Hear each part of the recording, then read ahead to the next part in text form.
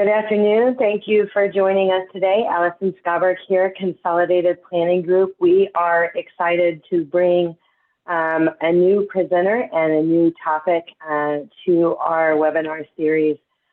Today, we are going to be talking about that taboo topic of mental illness. And a lot of the families that we serve have a loved one with comorbid conditions. Maybe, you know, it kind of goes alongside ADHD or autism or Down syndrome or any number of the other diagnoses out there. But I know from my own personal experience that it's a tough road.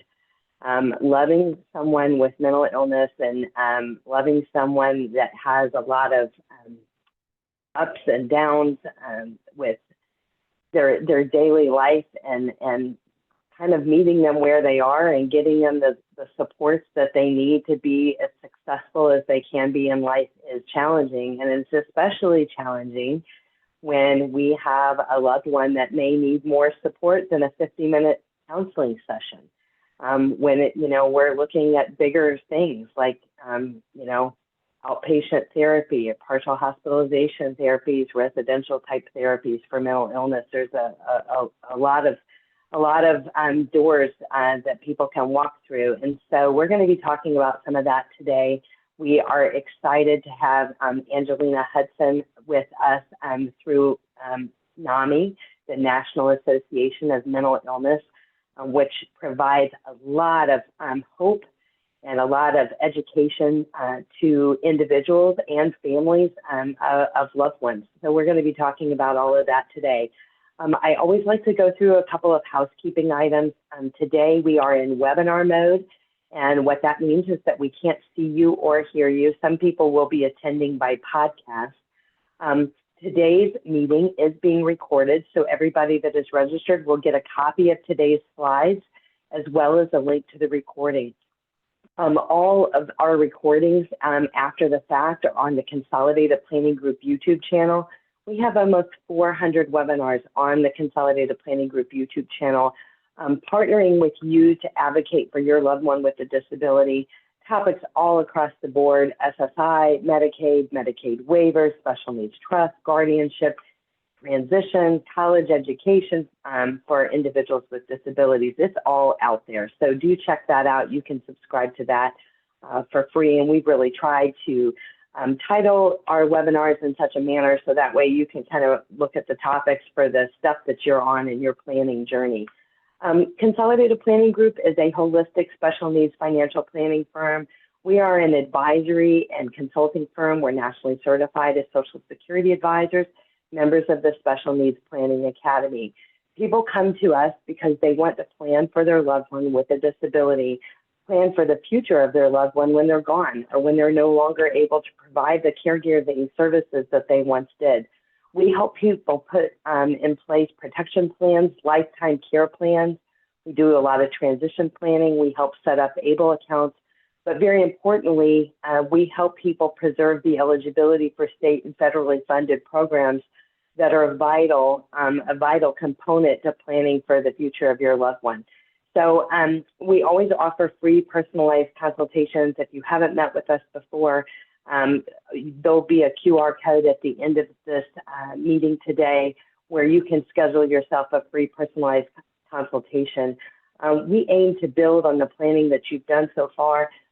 Very few financial advisors have any background in special needs. And when it comes to special needs planning, your situation is specialized, and it's really, really important that you work with a specialist because of preserving that eligibility for state and federally funded programs.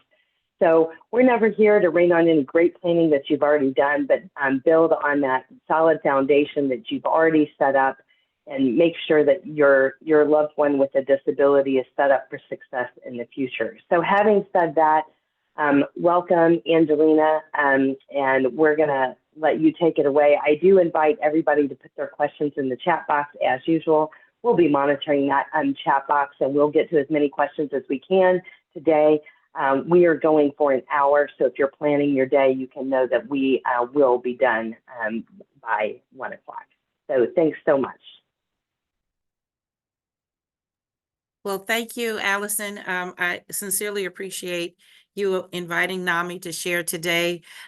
Today, I'm going to share a little bit about NAMI and also a little bit about my own journey on how to create a future in a realistic way when you are dealing with a loved one, a child, a spouse, a sibling, where you're trying to live your life and manage someone else's life at the same time. I'll start off with an introduction, then go into my own journey, and then spill over into what NAMI provides, the predictable stages of emotional response, the psychoeducation and support that we offer, and then some takeaways on where to build your community resources. It's a journey. So I wanted to start off by talking about how mental illness and mental health conditions are really obscure. We think we know what we are, but most of the information that people have about mental health conditions, it comes from cinema, the horror movies, or it comes from the news, what you hear sensationalized. And usually what you hear on the news as it relates to mental illness is a person that is not being treated, or somehow their recovery is not in place yet. They're not having a good day if they end up on the news related to their mental health condition. So that is not so the news and the cinema is not the place where we can get our best information, but yet that's where most people get their information.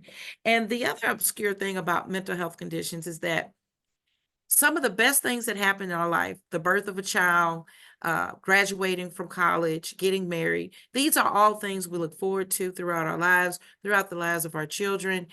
But yet those stressors, even though they are wonderful and beautiful events that we applaud and celebrate, they also bring with them a lot of stress. And stress is one of the number one triggers to an underlying mental health condition that may have not blossomed yet. So I want to get into a few stats. The numbers are real and the numbers are staggering. American children under 18 years old, 12% will be diagnosed with a mental illness in any given year. Something that is diagnosable. So that means it's not flying under the radar. It's not something you can manage. It is something that you will need professional help to deal with. If 12% is the documented number, then you can only imagine how many more children are really not diagnosed. They don't end up getting treatment. Many times those children get punishment, right? Because behavior is the hallmark of mental health conditions. All right.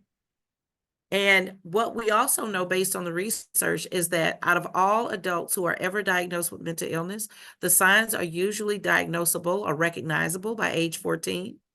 And 75% of all adult cases are recognizable by age 24. So what we know is somewhere between 14 and 24, if a person is going to have a mental health condition in their adult years, we tend to see it in that age range. So that's just when a child is going through their adolescent years, moving on into adulthood. You might be saying, high five, we got them out the house, only to learn that that child has got to move back home because something has happened to their brain development. In addition to that, talking about children again, 50% of children who are diagnosed or may not be diagnosed, they end up dropping out of school. They tend to have poor performance academically. They get in trouble. They have low self-esteem. They don't seem to fit in. And so we run the risk now of having children that for whatever reason, they can't thrive in an academic setting. They miss a lot of school or they get put out of school. You change schools. I remember when my youngest son graduated high school, I changed my phone number. I was so tired of the school calling me. Also, 70% of those who are in the juvenile justice program have a diagnosable mental health condition. So this is an alarming number. And I always tell people statistics mean nothing when this is you. If this happens to your family, you really don't bother with the statistics up front. But it's enough of a crisis where we should all be talking about it. Especially since when you look at 90% of the suicides among teens, and that's the second leading cause of death among teens, suicide. Second, the thing that comes first is accidents. So only second to accidents, our babies are dying by suicide, and 90% of those have a diagnosable mental health condition. So it's very important that you develop a team. If you find yourself in this area where you're raising a child with a mental health condition, you just can't do it by yourself. You know, you're going to get discouraged. You're going to feel some shame, blame. May feel some guilt. Um, you know, I think it's over 80% of families, up to 88% of families that have a disability end in divorce. It really takes a toll on the marriage. Stigma, misinformation, blaming each other. It really divides us. It silences us. It makes us want to like hold it all in. But if we don't reach out and get a team to help us with this, it's just not as successful an outcome as if you put together a team. And so I want to talk a little bit about how to do that. So right now, we know that there are early signs and symptoms of mental health conditions. And if the disability that you're struggling with is not mental illness, comorbidity is very high with other medical conditions. So if a young person in your family, or even your spouse or sibling or parents or loved one, if there's another medical condition, chances are if it's chronic, if it's painful, if it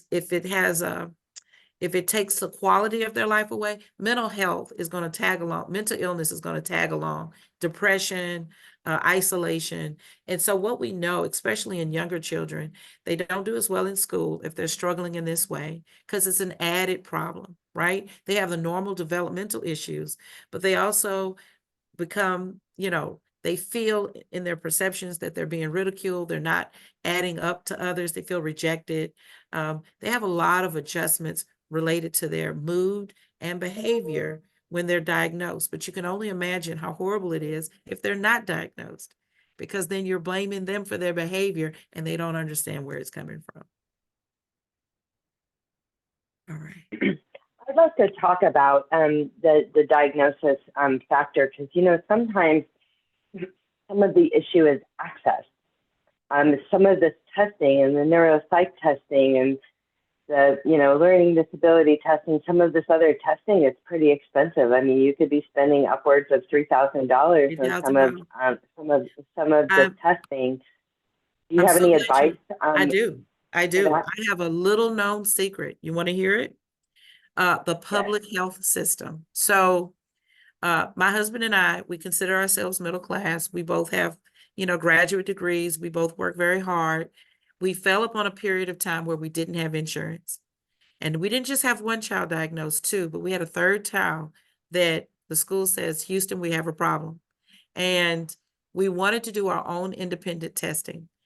And of course, like you mentioned, if you don't have insurance, that's when I learned. Now, this was about 20 years ago, that full individual evaluation, psycho evaluation, was $2,800.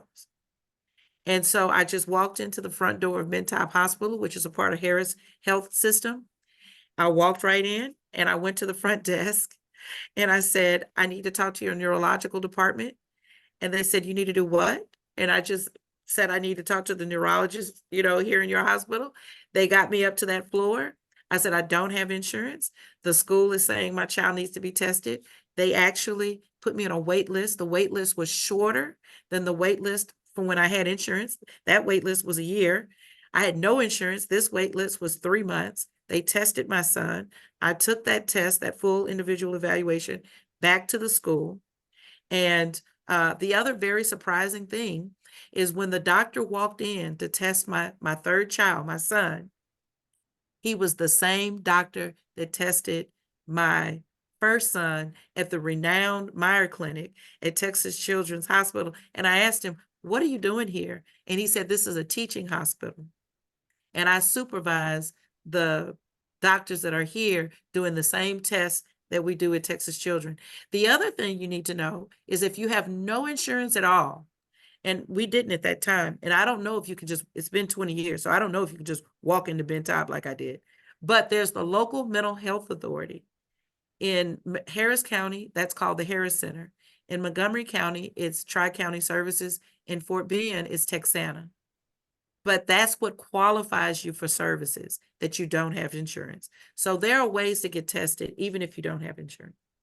I'm glad that you brought up the LIDA, the Local Intellectual Disability Authority. If you have attended our webinars in the past, you may have heard us talk about this before. the local intellectual disability authority is where you get on those waiver interest lists like Yes. HCS, Texas Home Living. And when you get on those lists, then they'll put you on a waiting list for testing. They do have diagnosticians and that are MDs or DOs that actually do that testing. So that may be another way that testing could be free. And then the third way that comes to me that could be a free way of the neuropsych testing is if your loved one is involved with vocational rehab, VR.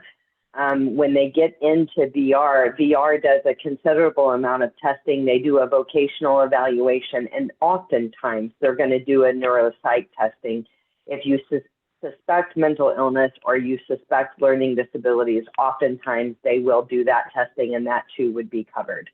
So I just wanted to point that out because I think a lot of times people put off the testing because of the ridiculous cost that comes with it. And the thing is, the reality of it is in the neuropsych testing, even if you have group health insurance, is often not covered by group health insurance unless there is a particular condition that is causing neuro decline, like maybe chemo, for instance. Maybe a kid had cancer and they have chemo. They've had chemo and they've had a cognitive decline as a result of that, then it might be paid for. But for the most part, group health insurance generally does not pay for these types of services. Right. So thank you for that, because I forgot about VR services. That's if the child is older, right? These three, this is my crew, and it's really my journey of hope. That's what I call my story. When we decided to have children, we had no idea what we were embarking upon. Two of them were already here before we found out that any of them had neurological disorders, and all three of them do. The one that brought us to NAMI, the National Alliance on Mental Illness, is the one with the little hat that doesn't wear a tie. He still doesn't wear ties. And he didn't get a good diagnosis for 7 years. He was like Helen Keller. He didn't speak. He didn't have expressive language. He didn't have receptive language. Olivia was here. She's oldest. And I thought she had no problem until she started school.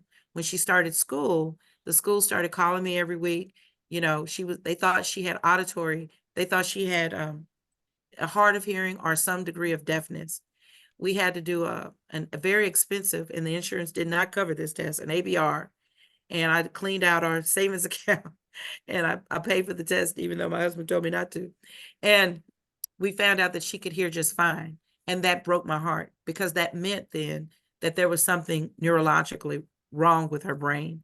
And so she was then diagnosed with auditory processing disorder, which falls under the umbrella of ADHD. And that's what I want to say right here. You have to get a full evaluation. You can even get free testing from the school. The school will do independent testing. But until you go to a hospital or a clinic, you're not going to get the MRI and the PET scan and the genetic testing and the blood work. All of that gives you a full picture of what's going on with that child's brain. And another way to document decline in neurological function is documented regression at the school. So if a child goes to school 1 year, let's say first grade, second grade, they're off for the summer and go back the next year, you can document regression. And sometimes your PCP can write a letter to the insurance company to allow for additional testing. And that's what we had to do. Even dental work, a lot of dental work is not covered, but you can get it covered if you have a really good relationship with your PCP. And if you don't, get another PCP. There's always a primary care physician that will hear your story, have compassion for your plight, and work with you. Yes, Allison. I wanted to mention that we've done a lot of webinars with special education advocates where they provide guidance on how to request services, how to request testing in the school. I mean, we're coming around spring break here, and so we're coming around to the end of the school year. So it's time. If you're wanting to request testing with the school, you need to request that in writing. Is one thing. And it's true that the schools do testing, but they may not do all the testing that your child needs. It's what they think the child needs, and it might not be in agreement with what you think your child needs.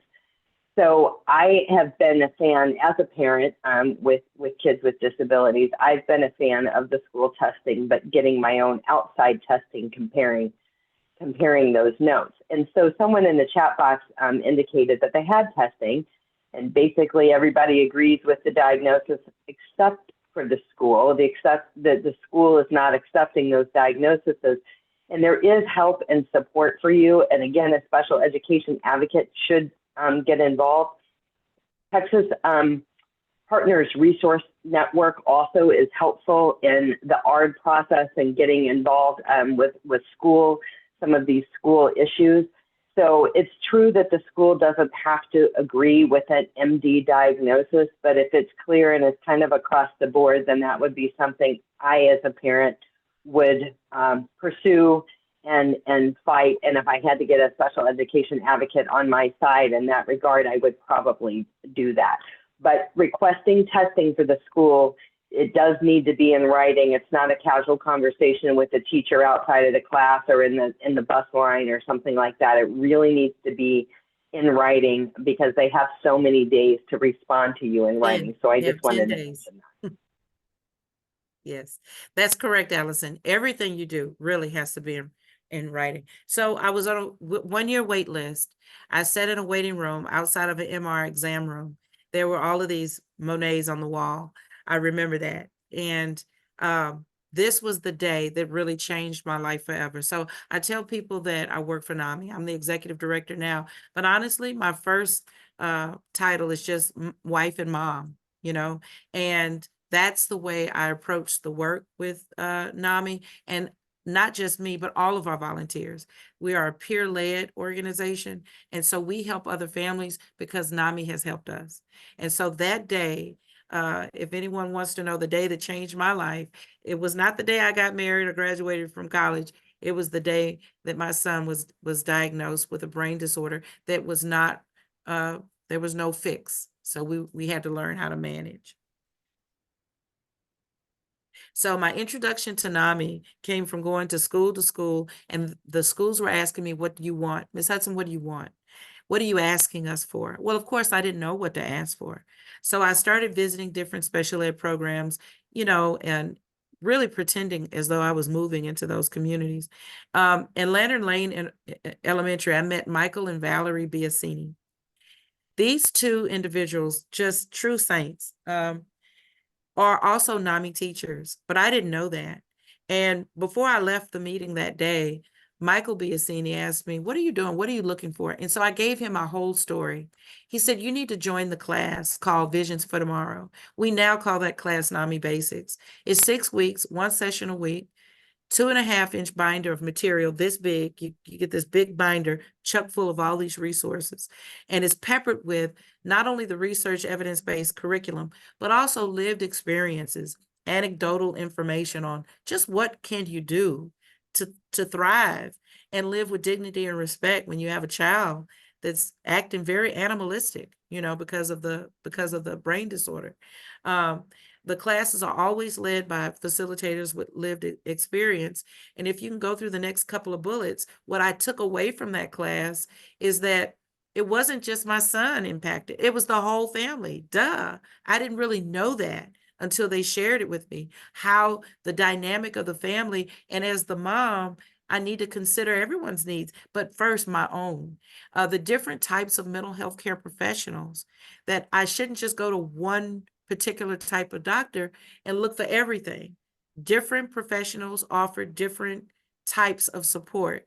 I got an overview of the public mental health care system. So when the third child, we thought we had dodged the bullet, but by the time he was 3, we knew we were in deep water with that third child. And so I learned how to use my voice to get services from a public healthcare system for which I had never participated before. I learned how to advocate at the school level, how to advocate with extended family. I learned how to communicate to the doctor, to my extended family, and to the school in a way that made me feel that I had the wherewithal. I knew what I was talking about. I was using the right terminology. I learned how to prepare for and respond to crisis. There will be a crisis. If you're dealing with a child with any disability and you have to leave your house and interface with the world, one day you're going to have a crisis and you have to be prepared for that. And this class taught me how to do that. But the single most important thing was how to take care of myself so that I could rise to the occasion. All right, Allison. Are these classes free? Yes. Can people sign up and participate in these classes? And I know before COVID, the classes were mostly in person, but then since COVID, you've got a combination of in person and online, or are they all online now? So this is the first semester, spring of 2024. We have 18 classes and only 2 of them are online. We have released our classes back into the community again. It is the best way to absorb. You get as much learning from the teachers as you do the other families in the class, and no 2 families are dealing with the same exact issue. So you're not required to only have one diagnosis. So we have a myriad of diagnoses and comorbidities and different family dynamics. And believe me, you will find yourself in these classes. At first, I thought I had nothing to offer. I was so broken when I went to that first class 28 years ago. But I found that even I had something to offer. And so it's a group learning experience, and they're free. We do not charge the families. And you can take the class over and over and over again. I took it 5 times because, you just get different things from different teachers. And also, like, for the stuff that you're on at that time, and I know I participated in the parent class several years ago that was very, very valuable. It actually was online, but it was valuable in connecting other parents that are dealing with similar issues, because I think one of the things that is pretty common is the isolation. It just feels isolating, like how often you can't even, talk to your own family about some of these issues, and people that don't eat, sleep, and breathe it, they don't understand it. And so oftentimes as parents, we choose not to talk about it, which is probably a deficit to ourselves. But I would say that this class was, it was very much worth the time, and the material was very, very well put together. And one of the things that I've seen, and I think it's a national crisis. I think we have a mental health national crisis on how we address things. As we've got people that have crisis, and they take their loved one to a mental hospital where they're released 72 hours later with nowhere to go, and all they did was put a Band-Aid on the issue. And the places that they can go have long waiting lists, or maybe no access because they don't take insurance, or other things like that. So it's the crisis intervention is a quick shot, but it's not the answer to the whole situation. And it's a much longer term supports. And what I found is that those longer term supports are difficult to find, and furthermore, they may not be in your area. They may not be in your state. That you are in, but there are definitely services out there that can help you find the care that you need. But even those are hard to find. You have to beg, borrow, and steal to find those services to get the help that you need. Exactly. And so the classes that we offer have a 3-prong approach, the biopsychosocial approach. Okay. Bio means, yes, go to the doctor, go to the clinicians, get your diagnosis, understand what the treatment plan is. But that's only going to be one very, very important part. There's 2 more areas you're going to have to pay attention to. One is psychological. How much is your loved one going to participate in their own recovery process? And the earlier you get them in the driver's seat of their own recovery plan, the better off you are. So I started very quickly getting my whole family involved in what was going to be the outcome for their life, driven and dictated by them. You have to start very early and be very honest about what they're dealing with. And what I also found is, because I had all of the medical information, like I had the MRI, I had the blood tests, I did the neurological testing. Even my youngest son, who was very rebellious against the term mental illness, he accepted the medical diagnosis. So I didn't care what he called it, as long as he was willing to face it and deal with it. The psychological, so biological is what are you diagnosed with? What are you dealing with? Psychological is how does it impact you and what are you willing to do about it? How much of it are you going to take responsibility for? And then the social part is find your people. Find people who are going to support you. Find people who are not going to criticize you, blame you, hurt you, damage your family. And those people exist. And a lot of those people are with NAMI. All right. This is there's 3 very important slides. This is one of them. The very first class, all NAMI classes talk about the predictable stages of emotional reaction. Everyone who has experienced a trauma is going to go through and cycle through back and forth these stages 1, 2, and 3, regardless of the trauma. And NAMI informed me that having a child with a disability was a trauma. I didn't even know that. If you have a child with a disability, you counted 10 fingers and 10 toes on the day they were born, you thought you had got that child here, you were scot-free, and then you find out later on that you have this very significant chronic lifelong illness, that is a trauma, not just to you though, but to every member of the family. So when I walked into that first class 28 years ago, I wanted to divorce my husband. I wanted to stop talking to my parents because I couldn't understand why they were stuck in stage 1. I didn't know there was a stage 1, and I had moved on to stage 3.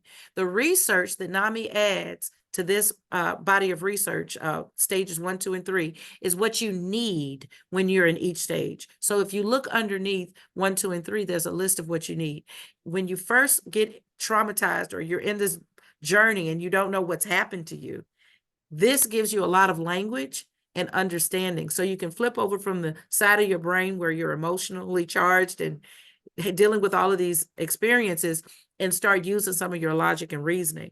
And it's a big relief to a fire that's going on in the inside. So the predictable stages of emotional reactions helped me stay married. I made 30 years last week, and it helped me really accept the support from my family, understanding that they were grieving too, and they were in their own process. Once I understood that, we could all get along.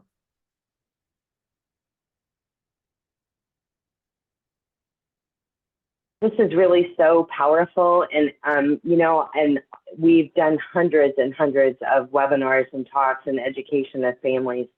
And I've really never heard it put that way, but it is true, like grieving of what you thought it should have been. I mean, I think maybe we've heard that, going through the process of guardianship of our kids or something like that, that there's a bit of a grieving process with that of what should have been or what could have been or things like that. But I think I just never heard it put this way, and it's just so true. Thank you for sharing that. Yeah. So with all that we learned through NAMI, the basic principles of NAMI is you are the expert. We give you the information, the research. We give you all of the terminology. There's a little dictionary in every chapter, all of the resources, and we put you in the driver's seat of where your goal is for your family or your spouse or whoever you're managing. You don't need to know everything all at once. You can't know anything that no one has ever told you. So a lot of people come to our classes and they feel guilty. But guess what? You can't know what no one has ever told you, and it's no one's fault. These illnesses are genetically predisposed. The widest held cause of mental health conditions is that there's an underlying predisposition and then an environmental impact. I tell everybody my children's impact in the environment was just birth. I don't know what else it was. It was birth. But the challenge that the society faces is that 13% of youth 8 to 15 are going to deal with a severe mental illness, and that jumps to 21% when you go up to age 18. We already talked about most cases of all adults diagnosed fall somewhere between ages 14 and 25 is when you're going to notice that there's a problem. But the bigger crisis, if you ask me, is that we're in such denial. There's so much stigma, shame, blame, and guilt that it takes 8 to 10 years before a family will seek help. It takes 8 to 10 years. I've been talking to a family for 30 years. I'm telling you the truth. Yesterday, they registered for their first NAMI class. They finally, as a couple, agree that there's a mental health condition on board. But you know what? Better late than never. And I think that family is really going to turn around. 50% of all high school students drop out when they have a mental health condition. I think I brought this up earlier. 70% in the juvenile are going into incarceration, and the suicide is the second leading cause of death. But it doesn't have to happen. Treatment is available. And the more you're armed with information, research, and just resources, the better off the outcomes are going to be. But if it's not treated, if there is no diagnosis, if that never comes, that illness is not going to go away. It's only going to get more severe. It's going to be more difficult to treat. And then it's a poor lifetime prognosis, because then, of course, people start self-medicating. They get in trouble with law enforcement. So what you're looking for is someone who's not able to take care of their daily function. They just don't seem to mature and take care of their responsibilities. And they may not want to go to school, or they can't keep a job, and they just don't get along with people. Either they don't get along with people at home, they don't get along with people in the public, or they don't get along with anyone. When you see those three things, you know you need a diagnosis. Yes, Alice? Angelina, I know at one point in Fort Bend County, the Fort Bend County juvenile justice system had quote unquote tours. I forget what it was called, but it was free, and it was really for parents with young folks that are getting in trouble quite frequently. It is kind of maybe called a Scared Straight type program. It was called Scared Straight. I don't know. They have a youth focus initiative right now. And they also had a boot camp years ago. But you know, just if I could permission to speak freely, I had one of the three that had issues with authority. And what I recognized is that it was never black and white to him. It was never right or wrong, yes or no. That was not the problem. His judgment was off. His idea of, he always in his mind was on the side of right. So once we started getting an understanding of what his thought processes were, and then go and walk through those thought processes with him, he was able to understand us better, and we were able to understand him better. But we had to remove judgment. Whenever there was judgment, that shut down learning. But whenever he could trust the fact that he could mess up and then repair the rupture, then he started opening up and telling us his real thoughts, which were all messed up. But he trusted us enough to get it right. And I think if you have mental illness, and not just, you know, someone who's testing the boundaries, right? As all development, you know, all children will develop and test boundaries. But if you have something more than that, and their thinking is not quite on point, then I think there are other ways to try to get that person to learn how not to break the law, how not to use drugs, how not, you know. And so we went through all of that. And so it's how far are you going to go? How much are you going to do? How much will we as adults commit to? I always tell people the only thing wrong with children are adults. Something wrong with children. We had a question, and that you're so right. It's probably true. We're always on them, aren't we? We had a question in the chat box if we are going to discuss disabled adult children who develop mental illness, and that I've asked for that clarification of that question. But one of the things, I mean, I would like to discuss, because I know that we've seen this in some of the families that we've served over the years with a diagnosis, a primary diagnosis of autism or autism spectrum disorder, with maybe mental illness not rearing its head until, say, 18 to 22, and then seeing things like schizoaffective disorder, schizophrenia, or other things like that. Where do they go? Where do they go for support? Can you go up a few slides? I'll tell you when, because I'm looking at the time. Let's go to the next one. Yeah, we can skip this one and probably the next two. Yeah, skip this one, because I don't think I have to convince anyone here that you got to get psychiatric, you got to get a real solid diagnosis. That's what this is about. Why do you need a psychiatric? Because you do know that there's some parents that don't want an evaluation. They're very much afraid of the label, but I don't think that's this group. So let's get to the what do you do? That'll be the next. Yes, this is the first one. Okay, so this slide was the first research-based framework, and it was not designed for children with mental illness. It was not designed for children with disability. It was just designed for children. And the research said the kids that had 80% of these assets did better in life. No, 80% of the predictability of whether a child would be successful in life was the more assets they had, these 40 developmental assets. And if you go to this website, it actually gives you a step-by-step by age group, elementary, middle school, high school, of how to get these assets imbued in your children. What do you do? And the number one thing I figured out was I couldn't do it by myself. I went to several different church programs. I used a lot of different children's programs. I even found a camp for kids with kids for special needs called Camp Blessing. And then I found another one called Blessed and Beyond. All of these people have helped to shape and mold my children because I couldn't do it by myself. And I had 3 children, so they all individually needed something. But if you go to the slide right after this one, all my children are now adults. So there's SAMHSA, SAMHSA.gov, SAMHSA. They have a lot of research-based information and resource on this website, .gov, SAMHSA.gov. And one of them is the 8 dimensions of wellness. And every adult, if you want to have longevity in life, and if you want to live your best life, you're going to pay attention to these 8 dimensions of wellness. Some people do this naturally, but kids with disability and kids with mental health condition, they need a framework because they're not going to keep up with all of these. They're not even going to consider all of this, right? So this is a framework that I have been training. I bribe my children. I take them out to dinner at their favorite restaurant. And before dinner hits the table, I pull out my notebook.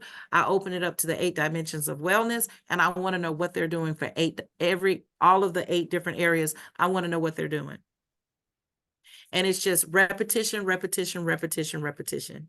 And I don't know why they act like they forget that I'm going to do this every time we go out to dinner, but they do. They forget. And then the next time they're like, oh, here she goes again. So, but even if they don't do it, this is something you can use. I have a son with autism, right? So he's not going to read this and think, oh, what can I do? He's not going to do that. So I orchestrate his life and I set it up where he has activities. He does not work. He does volunteer work. And, I'm preparing him a home. As a matter of fact, I looked on your website, Consolidated Planning Group, and I've already typed a question to you for me in my next stage of planning. But I do believe that if you get the best information out there for what resources are available to build this construct, they are there. And then the part that helps you not fall apart is support. And NAMI does that for free. We also have support groups. So we have psychoeducation, and then we have support groups. And we have facilitators that have been running these groups for 20 years because we walk the journey with you, and they're peer-led, peer-facilitated. We have groups for the person who has the mental health condition, and we have groups for the family members that care for them. Can you go to the next slide? This is the language of NAMI. The language of NAMI is a list of our principles of support that are upheld in our support groups. But I wanted you to just see these because this is something we rehearse in every single support group before we start. This is the foundation of why we meet. And that is, we see the illness is separate from the person, right? The mental illness is really just a medical condition. It's not their fault. It's traumatic.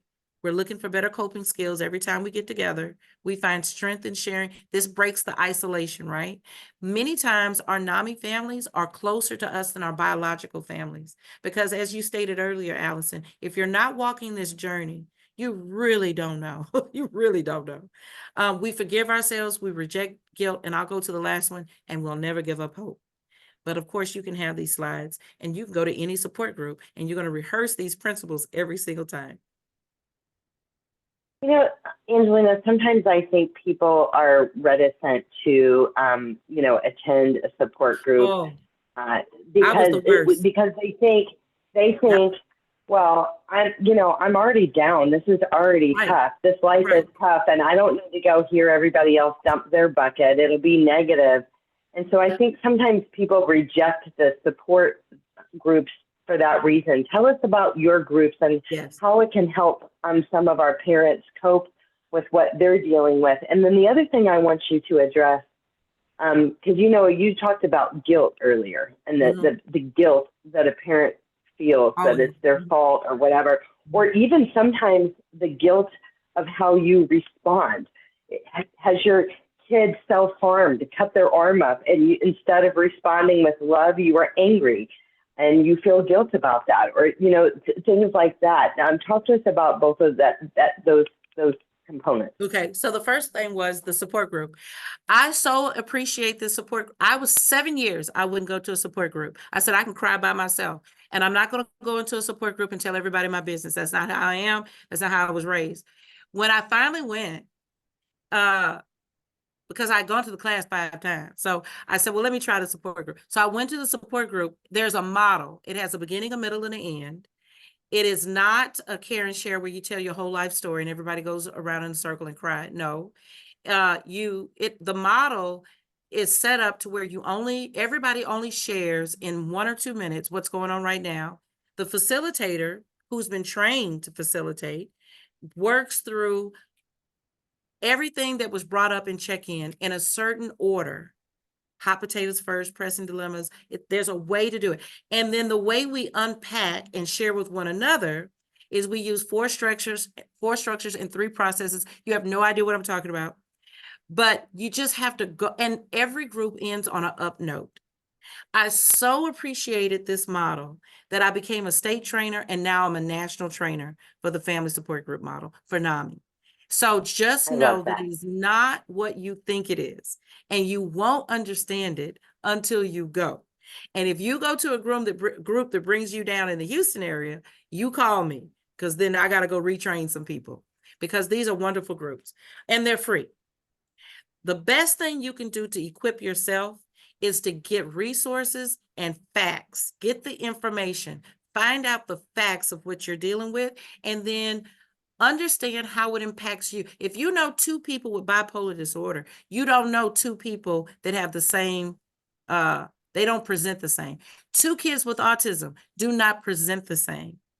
Two adults that seniors that have had a stroke, they won't look the same. So you have to not only understand the illness and the prognosis and the best practices, but then you have to know what's happening in your house. You have to know the personality of your loved one, and you have to really be honest with yourself. What are you going to do? And what are you not going to do? Right? And so and I had to do that with 3 kids. I'm so glad we didn't have more than 3. I don't think I could have withstood any more of these. What I have listed on this particular slide are the other classes. Family to family is if you have an adult who's diagnosed. Peer to peer is if it's you. Many times the family members will go to a class and then ask or bribe their loved one to go to a class as well. The basics class is for parents of children under 18. Then there are support groups, and then of course presentations like this. And if you have a church or a synagogue or another group that you work with, a philanthropy group or something, and you want us to come and present, we'll come and present there too. So our work is public awareness. Okay, we can go to the next. And so some of these groups for parents, are you equipping parents of how to maybe more effectively communicate and meet their loved one where they are? Yes, Like there's a whole class I on think communication. sometimes, yes, we need help with that. Yeah, yeah, Sometimes, it's not cookie cutter and it's not crystal clear on how to effectively reach the person that we love. And so I think help in that area. And I know that like DBT therapy kind of can yeah. help All of the with meeting therapies are them where listed. they Yeah. are. Yeah, all of the therapies are listed for the loved one, but for the parent, yes, there's communication skills. There's a whole series on letting it go. Sometimes there's some things we just got to let go, you know. And then you also have to have boundaries. Some families need work with setting up better boundaries so that their whole life is not engulfed, right? So these classes are very thorough. And if you go to the next slide, there's a list of resources. And I wanted to say this right off the bat. No one paid me to put these names on this slide. I'm not getting any kickbacks here. These are community-based resources in the greater Houston area that I used with my family. This is not an exhaustive list, but these are organizations that have been helpful to me. And so because they've been tried and true with me, I thought I would share them here. So I just went down the list. Underneath the umbrella of ADHD, there's a lot of other issues. I don't know if you know, right? There's anxiety, there's under autism, there's OCD, there's Tourette's, there's a lot of different issues. So even though I may only mention one diagnosis, I have a child with bipolar disorder, I have a child with autism, I probably deal with a little bit of all of this underneath. Oh, eating disorders. I didn't have to use that one personally, but it's the Eating Recovery Center, Eating Recovery Centers. They're very good. They work very much like NAMI. That's why they're peer led and peer facilitated, and they're very effective. But these are all online and you can get more information about them. Family to Family Network was just a godsend because I actually understood that my son had autism before he was ever diagnosed with autism. It took them 7 years, but I kind of worked with Mary. We love them. They are a wonderful support, the Family to Family Network. Another person that I wanted to share, there is a psychologist, Dr. Tara Coker Devine. Okay. And she used to be at Monarch years ago. She is in the greater Houston area, and she is known for working with parents that have neurodiverse kids. And so when you mentioned boundaries, kind of self-care and some of that stuff, and I would say that probably a lot of parents are struggling in that department with the boundaries and the self-care. Mm-hmm. She is really fantastic. And that was Tara Coker Devine, Devine. So I just wanted to mention her because I know that she is awesome and she's in the greater Houston area. One of the ways I found out a lot about all of these services, we did not have the ability to send our son to Monarch, right? I think Monarch tuition was the same as our house note, right? So we couldn't do it. And so what we did, I talked to the principal and they allowed us to go to the parent information days and the resource fairs. And so that was very nice of them. And they may still do that, but there's a lot more available now. There's more fairs for autism now than there used to be. If this is not you and you're here to get information because you have a family that you just want to be supportive of, I encourage you to treat mental illnesses like any other illness. Most of the time, if someone says, oh, well, my daughter's in the hospital with schizophrenia, then you go, oh, and you walk away. You don't say anything. Well, that's like the worst thing because the family is already feeling shame and if they opened up to you, they really want support. So do what you would do if they said, my daughter broke her leg. You know what I'm saying? Provide a meal if you can, visit them, send cards, offer prayer, whatever it is that you do, ask them if you can come and help them with something, but don't ignore them and act like it's not happening. I think that is the most hurtful thing that I've heard our families talk about, that they feel ostracized. Another thing you can do is join the largest advocacy event of the year, which is the NAMI walk. We do it every year. This is year 18. What makes this walk so special is that all of the psychiatric hospitals, all the hospitals and clinics that serve this population are there in their shorts and t-shirts, and they can answer questions that they couldn't answer over the phone or they couldn't answer if you walked in off the street. But because they're in this family festival type atmosphere, they can share things with you about their practices and you can ask questions and they're very approachable. Also, other families are there, other adult children are there. My 28-year-old, he's asking me every day to make sure that he's there on May 18th. There is no cost to participate. It is a fundraiser, but there is no cost. You can just join a team, you can come, you can bring your family, but most of all, bring your loved ones that have these disabling conditions, because this is a place where everybody understands and they're going to get a whole lot of love at this event. It's our Day of Hope, so our United Day of Hope. So we hope you're able to join us. And also the CPG team as well. We hope your group can come on that day as well. But if you go to this website, you'll get all of the information. Oh, thank you for putting Dr. Tara Coker Divine's number in here.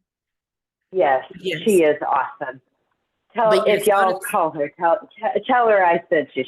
She is wonderful, and you will thank me later. She's so knowledgeable about our loved ones with disabilities and the neurodiversity, and helping you be who you want to be in the face of whatever you're dealing with your loved ones. And she's a powerhouse.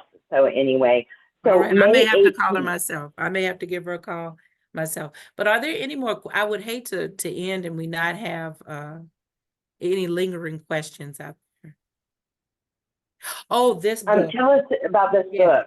Yes, I usually have a copy right here to hold up, but this book was designed by our medical director. So NAMI is all over the country. We have over 600 affiliates in every state, and in every state we offer the same Fidelitas program. So what you find in Texas, you're going to find everywhere else. Well, the medical director put together this book, You Are Not Alone.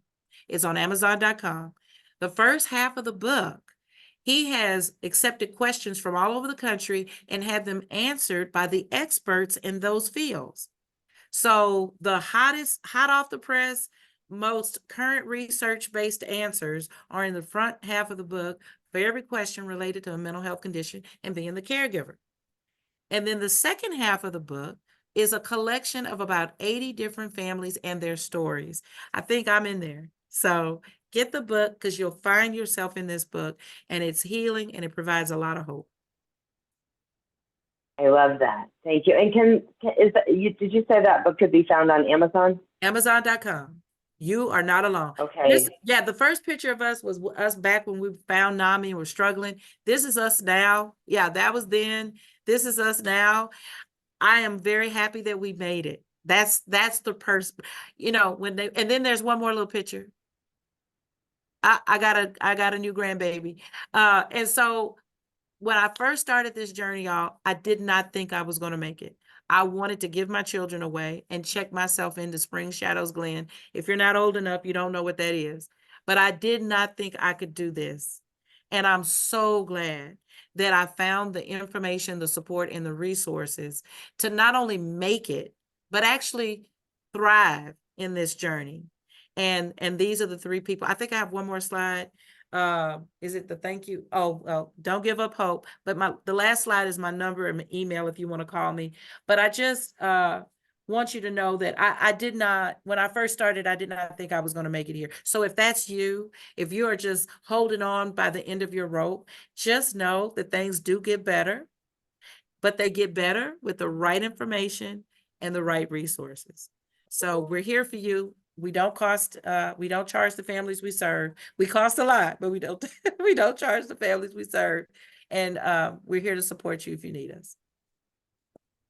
Someone has a question out here that says, are there programs that can be used to gain back or maintain guardianship to help children who have gone through traumatic situations over the age of 18? I know that once children are adults, they can refuse services. So sure. There definitely are. I mean, this would be an attorney involvement, and we're definitely happy to make that referral. A person, if they need guardianship, a guardianship can be obtained anytime after age 18. So you didn't have to strike at age 18. If a person later needs guardianship and they're 37 or 82, then right.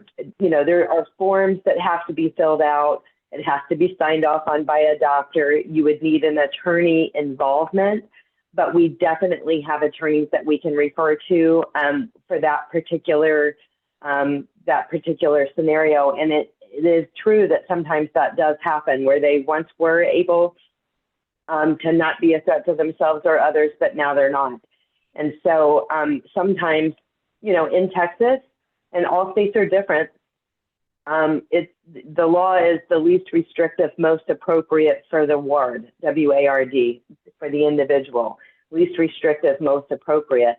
So they're going to take into consideration all of those things, but it's not, I mean, of course, a child under age 18, nobody needs guardianship. You already have that, but over 18, you know, if they cannot handle things themselves, or they are a threat to themselves or others, or there's a whole long list of things that And there's also shared decision making, and you know, the power of medical attorney. I mean, there's different levels of, because sometimes you have some that act up, you don't want guardianship because you don't want the liability, right?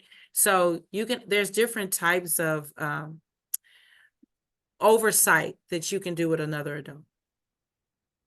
Yeah, and I think there are some misconceptions of the liability that comes in place. There's some things but like if you know, a person under guardianship kills somebody, the parent isn't really liable for that. And I think that there's some misconceptions with that. Mm-hmm. There is, to your point, the supported decision-making agreement, power of attorney, healthcare power of attorney. The healthcare power of attorney becomes active when the person is incapacitated or unable to make decisions themselves.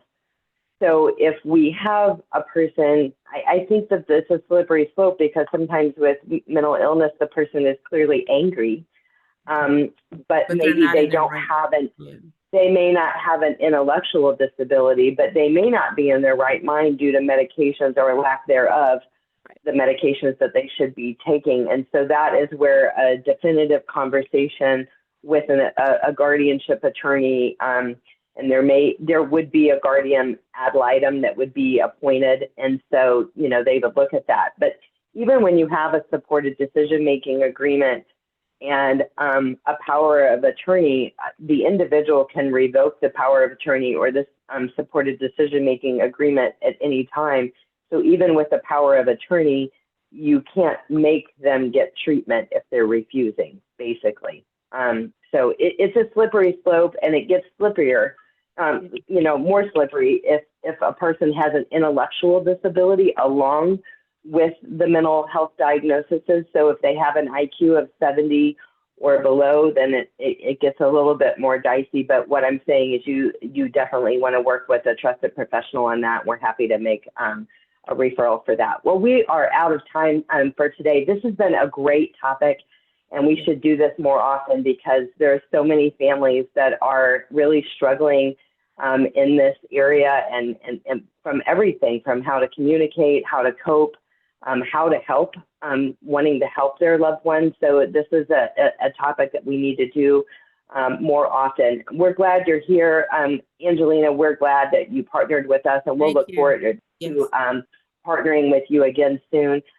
You guys can hover over this QR code. You guys are going to get a copy of today's slides and a link to the recording. We're happy to meet with you, and we'll schedule a free personalized consultation, specifically nuanced to where you are and what you've got going on. There's a lot of support out there. There's a lot of support all across the United States, all across the greater Houston area, all across Texas for sure. So part of it was just taking a step. And I would just like to say, yay, everybody here that took the step to be here, because that was a step and a half to just say, I'm dealing with this. And so I'm glad that you were here and that you heard this and learned about NAMI today. So go check out their classes. And Angelina's contact information is on these slides, so you can reach out to her personally. Certainly been my pleasure, everyone. I hope everybody has a great afternoon. Take care. Thank you.